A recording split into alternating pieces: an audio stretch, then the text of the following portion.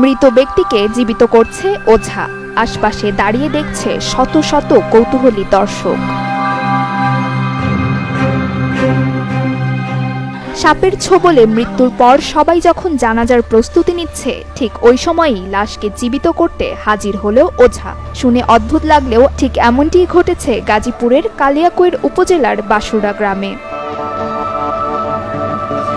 গত শুক্রবার রাতে বিলে নতুন পানির মাছ ধরতে গিয়ে সাপের ছোবলে আক্রান্ত হন সাইফুল নামের এক ব্যক্তি। পরে হাসপাতালে নিয়ে গেলে চিকিৎসাধীন অবস্থায় শনিবার ভোরে তাকে মৃত ঘোষণা করে চিকিৎসক। ঠিক তখন হঠাৎ করে এক ওঝা এসে শতভাগ জীবিত করার গ্যারান্টি দেয় দাফন কাজ বন্ধ করে পরিবারের লোকজন।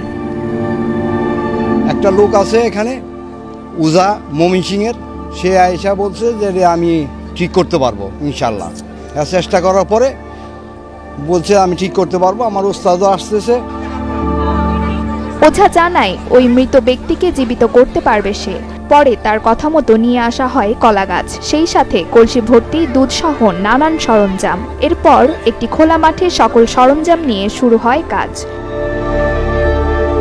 এই কলসি মলসি সব আনাইছিল, পরে হ্যাঁ বললো যে আমি করির নিকে যাবো, করির নিকে সাবার গেছে আর আসে নাই।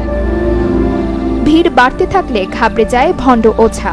এক পর্যায়ে নানান তালবাহানায় কেটে পড়ার চেষ্টা করে সে। ওই বাটপাড়েরা এখন দুজন লোক সাথে গেছিল, তাকে মনে করেন ধোকাবাজি দিয়ে কয় কি যে 7 কোটির 4টা পাইছি আর 3টা পাই নাই। পরে বলতেছে যে আপনারা এখানে থাকেন, আমরা আরো লোক কিছু নিয়ে আহি, মানে হেরা ব্যবস্থা করতে গেছে।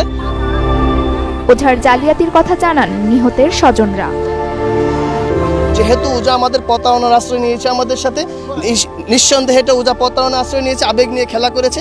এখন আমরা লাশের ব্যাপারে সিদ্ধান্ত হলো আমরা আত্মীয় স্বজন যারা আছি তারা বসে রাতের ভেতরেই আমরা লাশটাকে কবরস্থ করার ব্যবস্থা করবো ইনশাল্লাহ।